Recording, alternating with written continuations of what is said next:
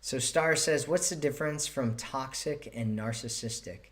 Well, first, toxic is a huge kind of macro level of potential behaviorisms or people that have things going on with them that are kind of destructive to you.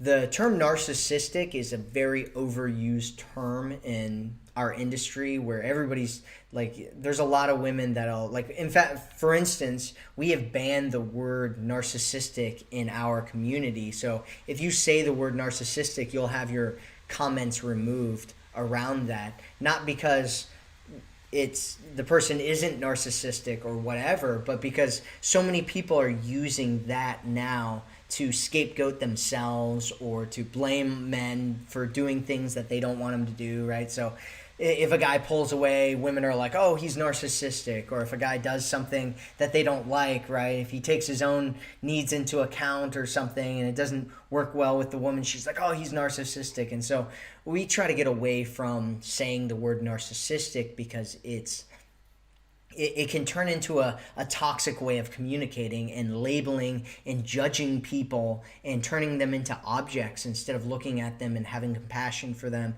and thinking of them as an actual human being. And so my suggestion is that you don't use the term narcissistic, but the point is that, yeah, absolutely, narcissistic behaviors, the ones that they talk about on YouTube and in different places in the dating industry, it's just toxic behavior, right, that you're looking at. And that's really what I suggest you do, is you look at something, and instead of labeling someone a narcissist or any of that kind of stuff, just look at behaviors and say, is this something that I want? Does this serve me? Is this going to put me into a healthy relationship? And if it's not, get yourself out of the situation. Don't start labeling and judging and all that kind of stuff. Just get yourself out, right? Get yourself out of the bad situation that you're in, and instead of trying to attack somebody.